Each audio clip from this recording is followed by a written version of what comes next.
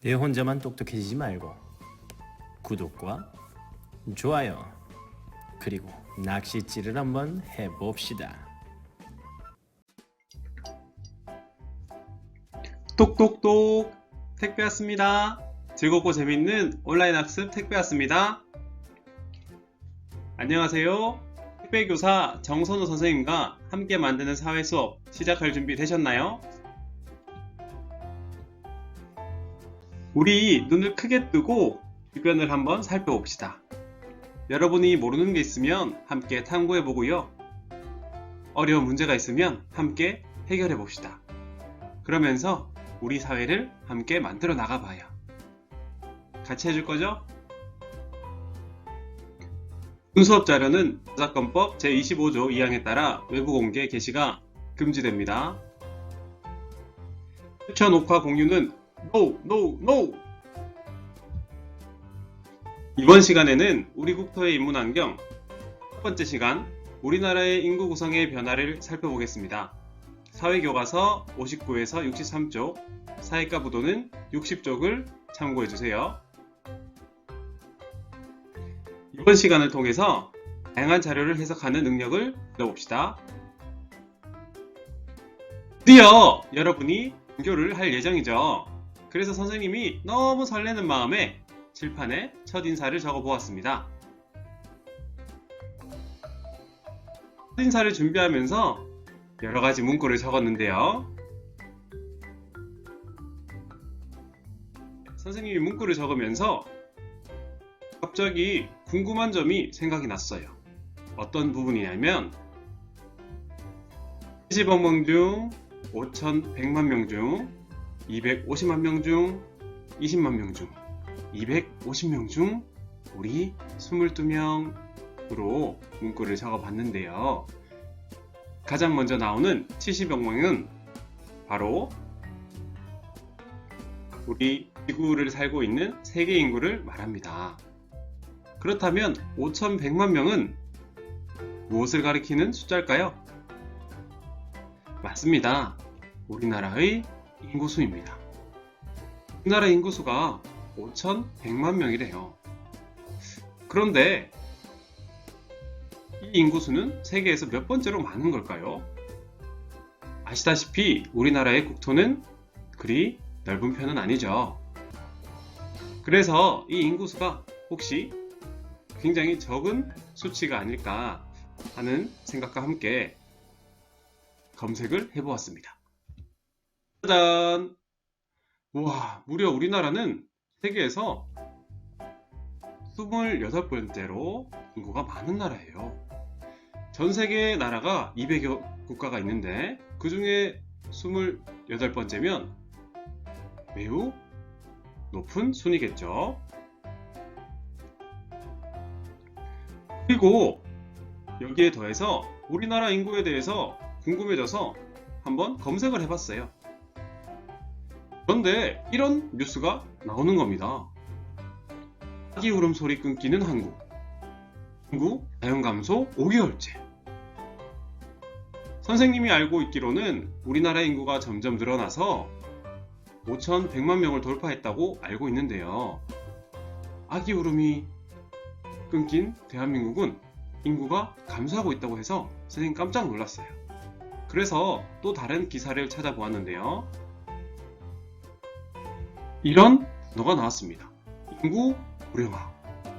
그리고 우리가 살고 있는 미국 경상북도 지역의 인구가 감소하고 있다고 합니다. 이 신문 기사가 사실이라면 굉장히 슬프고 심각한 소식이겠죠. 그래서 이번 시간에는 선생님이 여러분과 함께 우리나라의 인구 구성의 변화를 살펴보고 싶었어요. 먼저 핵심 단어부터 살펴봅시다. 첫 번째는 인문환경입니다. 여러분, 환경이란 단어는 이미 아실 거예요. 우리를 둘러싸고 있는 다양한 것들이죠. 그렇다면 이 인문이라는 단어 뜻을 알면 도움이 될 것 같은데요. 먼저 사람 인자와 글 문자가 합쳐져서 인문이 되었습니다. 여러분, 글은 누가 만드는 거죠? 그렇죠. 바로 사람이 만드는 겁니다. 그래서 인문환경이란 사람에 의해 만들어진 환경을 의미합니다. 예를 들면 건물, 도로, 옷, 음식 등이 있고요. 그리고 우리 눈에는 보이지 않지만 사람이 만들어낸 놀이, 문화 등도 인문 환경에 포함이 됩니다. 두 번째로는 인구라는 단어인데요. 인구는 사람 인자에 인구자가 합쳐져서 한 나라 또는 한 지역에 사는 사람의 수를 의미합니다. 우리나라에 사는 사람의 수, 즉 우리나라의 인구는 5,100만 명이었죠. 마지막 핵심 단어는요, 인구 구성인데요. 이 단어는 우리가 앞서 배웠던 인구의 구성이라는 단어가 합쳐진 것입니다. 구성의 구는 얽혀있다, 얽다 라는 뜻이고요.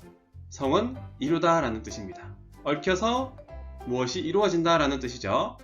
따라서 인구 구성은 총 인구에서 어떤 기준에 해당하는 인구가 얼만큼 차지하고 있는지를 나타냅니다.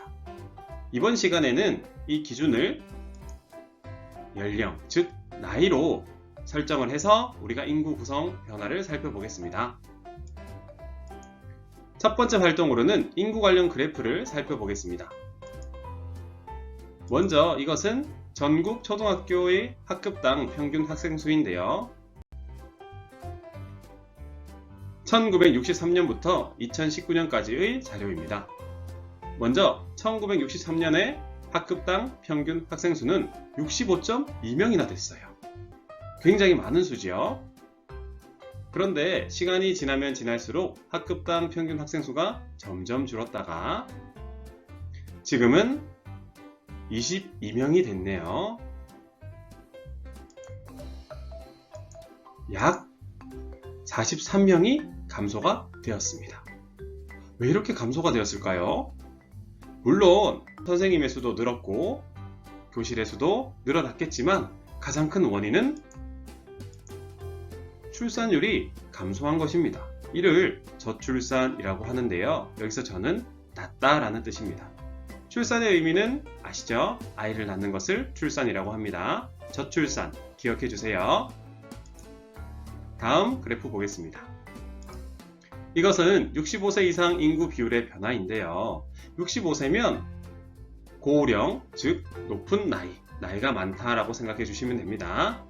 그런데 한 가지 용어를 짚고 넘어가야 될 것 같아요. 먼저 고령화 사회인데요. 65세 이상 인구가 전체 인구의 7%를 넘는 사회로서 14%를 넘으면 고령사회, 20%를 넘으면 초고령사회로 분류한다고 합니다. 먼저 우리나라는 2000년도에 7.2%로서 고령화사회에 진입을 했어요. 그리고 2017년에 14.3%로 고령사회에 이미 진입을 했습니다. 그리고 현재는 14.9%라고 하네요. 2026년, 즉 지금부터 6년 후는 20.8%로 초고령 사회에 진입할 것으로 예상이 됩니다. 노인 인구가 증가하는 현상을 고령화 현상이라고 하는데요. 우리나라 같은 경우에는 고령 사회에 해당이 됩니다. 이때 고는 높을 고자를 써서 높은 나이, 즉 노인을 의미합니다. 다음으로는 연령별 인구 구성의 변화를 살펴보겠습니다. 이것은 우리나라의 연령별 인구 구성 비율의 변화를 나타낸 그래프인데요. 오른쪽을 잠깐 봐주세요. 먼저 녹색은 14세 이하, 즉 유소년층이고요.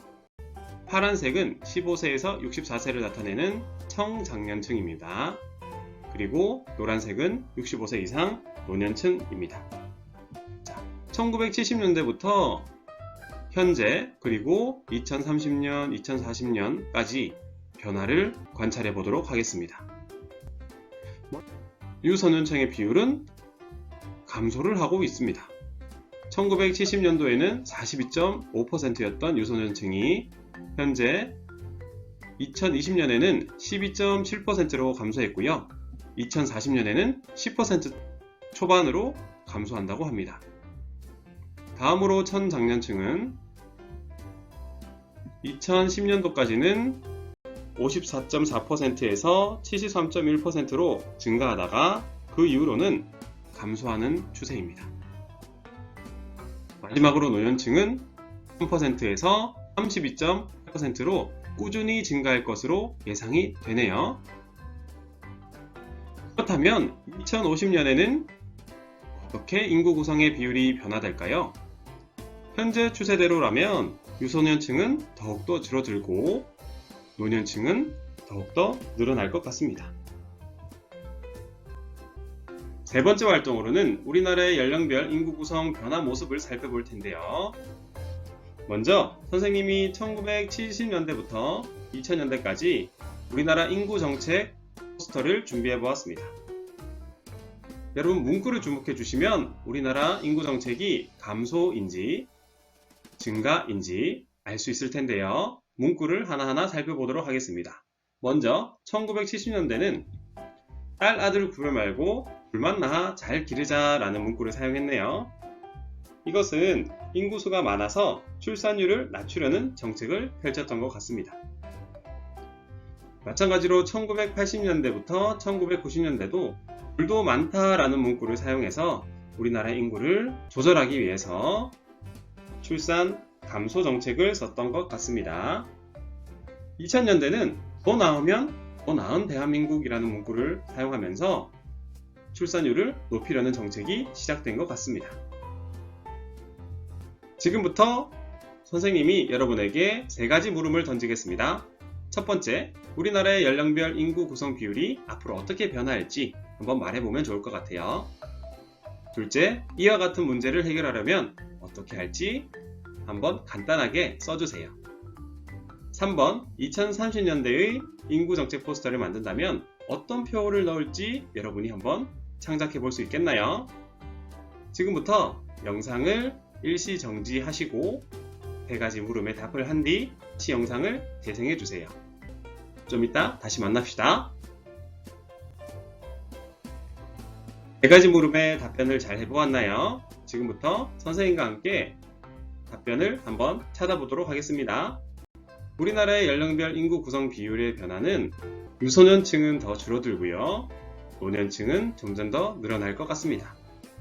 두 번째, 이와 같은 문제를 해결하려면 어떻게 해야 할지 한번 써보겠습니다. 바로 출산율을 높여야겠죠. 그렇다면 2030년도에 인구 정책은 출산율 증가 정책이 될 텐데요. 어떤 표를 넣으면 우리의 마음을 움직일 수 있을지 한번 선생님이 생각해 본 문구는 우리 아이가 외롭지 않도록 형제를 선물해 주세요 입니다. 이 외에도 여러분의 창의적이고 재미있는 아이디어가 많이 생겼길 바랍니다. 마지막 활동으로 우리나라 인구 피라미드를 읽어보겠습니다. 여러분 피라미드 본 적 있나요? 이집트에서 볼 수 있는 거대한 구조물인데 아래쪽은 넓고요. 위쪽으로 가면 점점 뾰족해져서 그래서 바라보면 마치 삼각형 모양입니다. 이것은 우리나라의 인구 피라미드 변화를 나타내는 표인데요. 대표적으로 1960년, 1990년, 2018년의 표입니다. 이 표에서 부분이 어떤 것을 의미하는지 한번 살펴볼게요. 먼저 연령을 3단계로 나누었습니다. 14세 이하는 유소년층, 15세에서 64세는 청장년층, 65세는 노년층입니다. 가로는 비율을 나타내는데요. 왼쪽은 녹색 남자, 오른쪽은 파란색 여성의 비율을 의미합니다. 세로축은 연령을 5세 간격으로 나타낸 것이고요. 아래쪽에서 위쪽으로 갈수록 연령이 높아지는 것을 확인할 수 있습니다. 먼저 1960년대의 인구 피라미드는 유소년층의 수가 가장 많고 다음 청장년층, 노년층의 비율이 가장 적어서 마치 삼각형, 즉 피라미드 모양임을 확인할 수 있습니다. 1990년대는 유소년층의 비율이 줄었고요. 노년층의 비율이 는 것을 확인할 수 있습니다. 마지막으로 2018년도는 유소년층의 비율이 더 줄었고요. 노년층의 비율이 더욱 늘어난 것을 확인할 수 있습니다. 시대가 변하면 변할수록 점점 유소년층의 비율은 줄고 노년층의 비율은 늘어나서 역삼각형의 모양을 뛰어가고 있는 것을 확인할 수 있습니다. 우리나라의 인구 구성 변화를 정리해 보겠습니다. 우리나라의 연령별 인구는 유소년층이 감소하고 노년층은 줄어들고 있는데요. 유소년층이 감소하는 현상을 저출산이라고 하고요. 노년층이 늘어나고 있는 현상을 고령화라고 하는데요. 우리나라는 현재 전체 인구의 14% 이상이 고령인구인 고령사회에 진입했습니다. 다음 시간에는 우리나라 인구 분포의 특징을 알아보겠습니다. 이번 시간 함께 해주셔서 감사하고요. 다음 시간에도 꼭 함께 즐거운 사회 시간 가져봅시다.